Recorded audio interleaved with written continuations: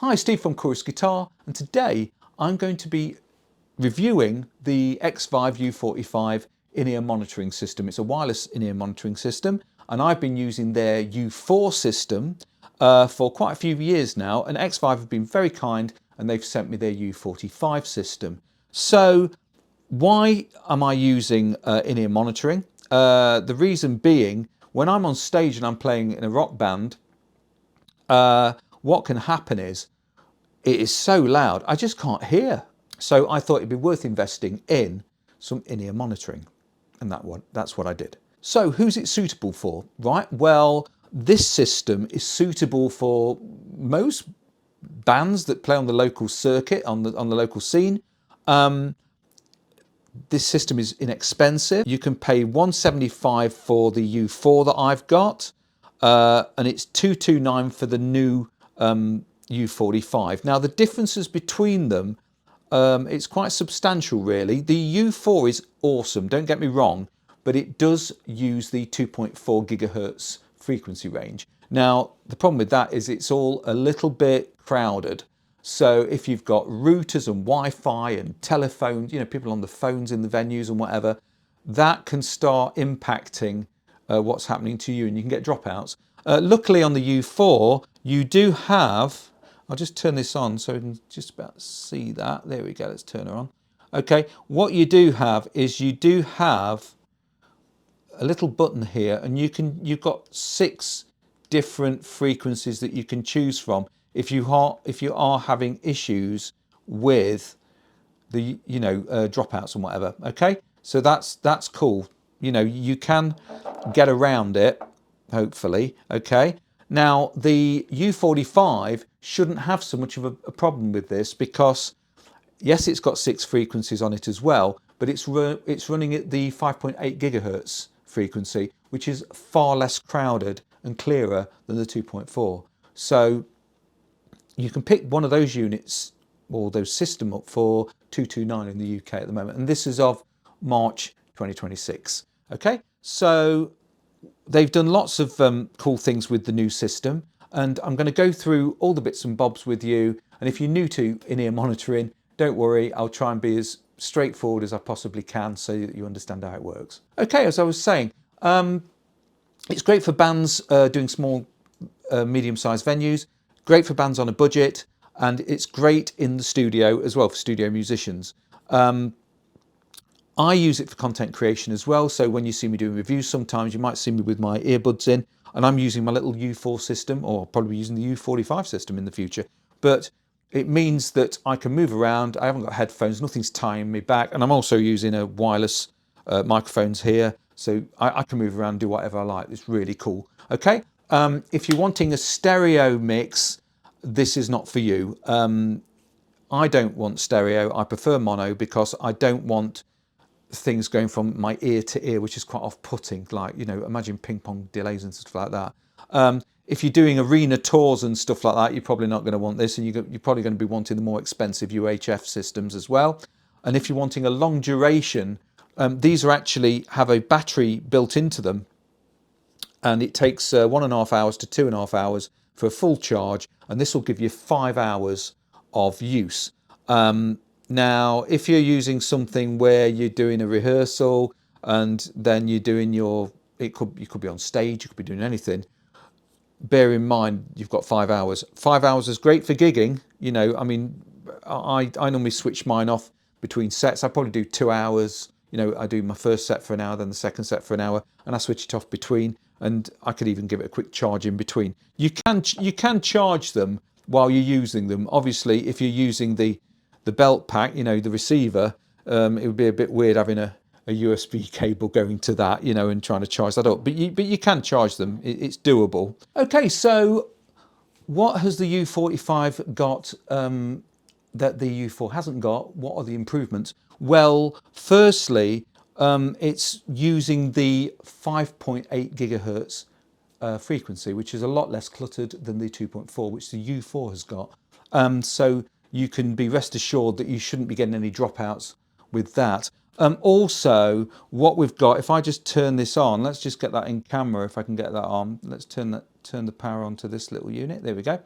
what it's got is it's got an automatic scan. So what it can do, it can scan for the right frequency. So it won't find any conflicting frequencies. So if I press the button on the top here, you'll see it scans around. Hold it down. There you go. It's going round until it finds the frequency that's the best. And it thinks number 2 is the best frequency. That's cool. And that's brilliant. So what you do is you set it up so you turn this one on first, do your scan, check your frequencies, see what's available, and then on your transmitter you set it up with the number that's on there. And this one at the moment is set to number 2. Okay, so I'll just turn that off. Right, so what else has it got? Well, the U4 had a mini USB socket on the side. I've taken pictures of it, but if I can get it on the side here, where is it? There we go. It's not the most common socket to use. Now what Xvive have done, really good idea, is they have popped a USB-C socket on the side of there, which most of us use. That's a really good upgrade. I really like that. What else have they done? Well, there is a bit of an issue with the U4 on the top here. I have taken pictures again where the power switch sticks out a little bit. Yeah, it sticks out a little bit and it's dead easy to turn it on. And then you get to your gig, or you might pop, I pop mine in like little cases, and if it's touching something else, it might switch it on. You get to your gig and you powered, it's drained it. So with that, what they've done with the other one is they've recessed it. So the switch is now a lot better. And it's recessed. If you look on there, you can see it's recessed in there. So the chances of actually, catching that are slim. I really like that because I have accidentally switched it on a few times in the past on my U4, and that was a bit of a downer. Okay, what else have they done? They've extended the range on the U45 by another 10 feet, so you've got 100-foot range extension. But the U4 sends its signal better through objects. So we're talking line of sight. If you go behind a wall or something within that 90 feet, you've got more of a chance of your signal not dropping with the U4 as you would with the U45. I think it's just a 5.8 gigahertz thing. That's just to bear in mind, okay? But overall, the U45 with its 5.8 gigahertz is superior.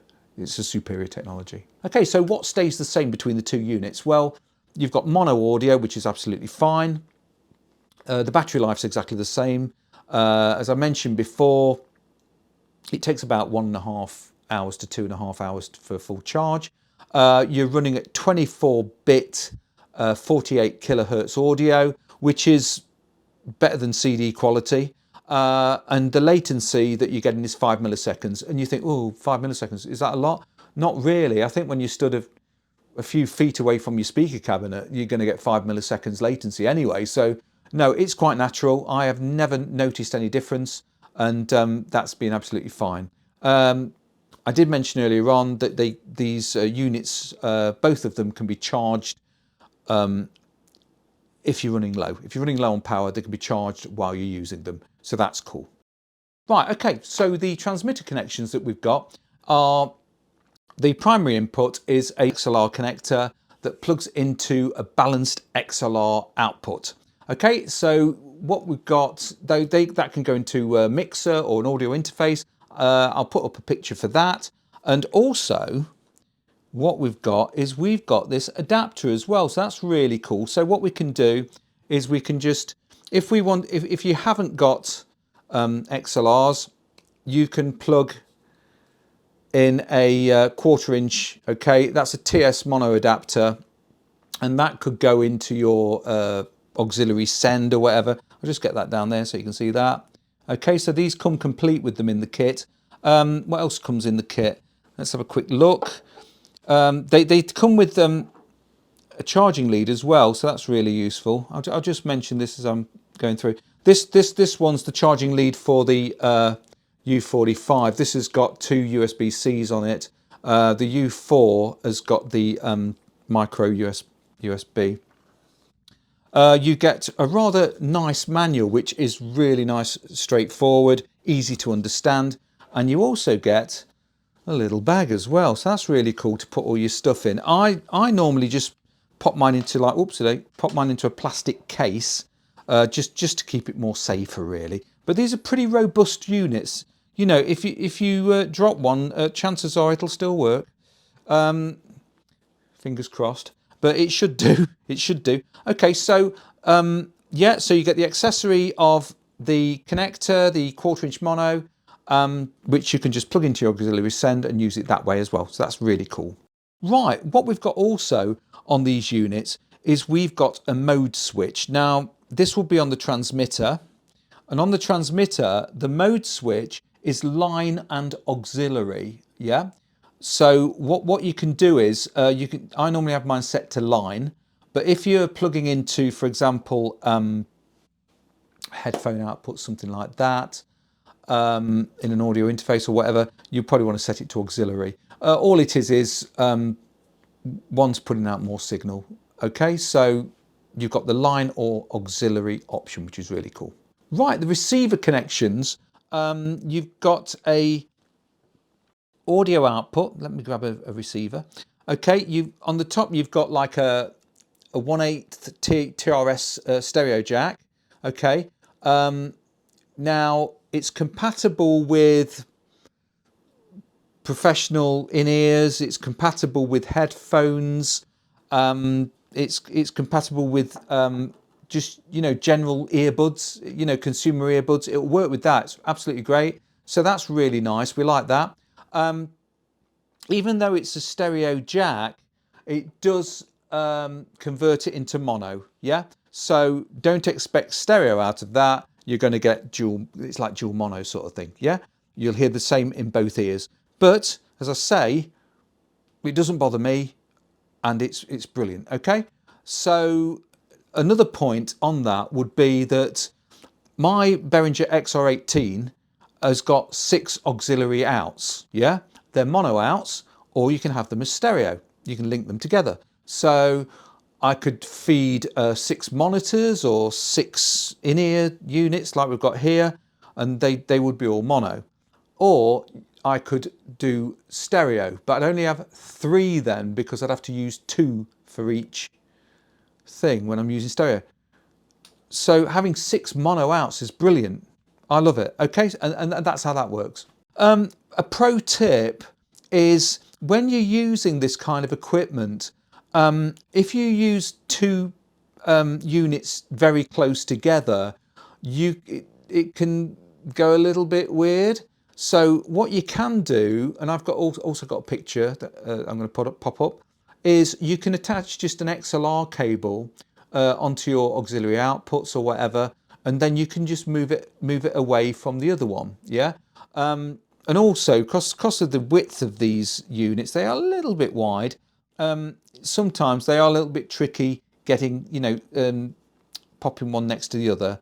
There's not enough room. So a little XLR lead is really useful. And also, you can kind of extend your range. If you've got a longer XLR lead and popped it somewhere on the stage or whatever, then, you know, that's going to work really well. Also, routers that are in your mixer or within a rack case, if you start putting transmitters close to those, you sometimes can get issues. I've never had it, but apparently you can. So I just thought I'd mention that. Bluetooth can upset things. You know, there's lots of frequencies flying around. So that's what happens. Okay, monitoring options, and this works for the U4 and the U45. If you don't mind having the same mix for every musician, you can buy one transmitter, and Xvive will supply you with, well, you can buy separate receivers. So you could have one transmitter coming out. I mean, there's a lot of desks in that I've had in the past. There's only got one auxiliary out. So you're like, well, we're a bit stuffed if we want want to hear.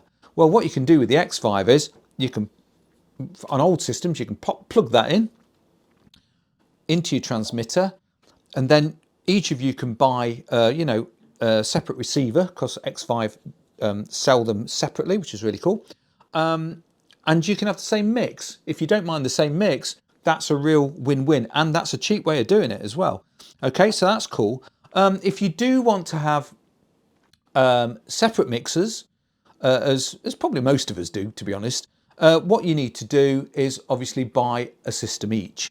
Okay, and then what you can do is you can have a maximum of 6 separate mixers, because you've got 6 frequencies on the transmitter and the receiver, and you just set each musician to a different frequency. So, number 1, 2, 3, 4, 5, 6, and that works well. But if you're doing that, it might be a good idea to start separating them using, XLR cable, so that you're not getting any sort of, I don't know, crosstalk or whatever they call it.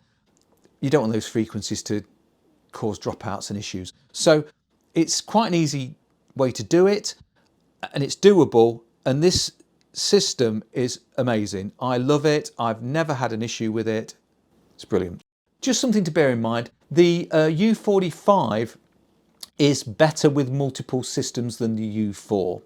I think it's to do with the 5.8 gigahertz frequencies, but it just is. Okay, now on each of these units you've got LEDs. I'll just switch this one on. They're so robust as well. If we have a look at that, it's made, as far as I can tell, it's all metal. It's very cool. Oh, here, yeah, we've also got this volume control. This is where you adjust your volume. Okay, and this is here. I'll just go through that. This is where you can see we're changing the channels and all that sort of thing. Okay, and then we've got these LED lights that come on for different functionality. Okay, the volume that you get out of these is pretty good. I've never I've never had it on full, and I wouldn't want to. It wouldn't do my ears any good, my hearing any good. So yeah, so what you also get is you get an indication of how much power you've got left in the unit, because it's got an internal battery and whatever. You've got that as well. So on the unit, if it shows green, you're above 30%, so you should be fine. If it's a red light, you've got below 29%, which should be ish okay. And if you've got a red flashing light, it's below 10% and it's time to recharge the unit, yeah? Otherwise it's going to shut down. Okay, so that's pretty much it with the Xvive. They are really cool units. You can check out lots of reviews on the internet. Scott Ull, for example, he's done a lot with Xvive, and he loves the units too. I think his missus uses the U4. I think I was watching a video of his the other day. Yeah, I have confidence in this unit, yeah, or units.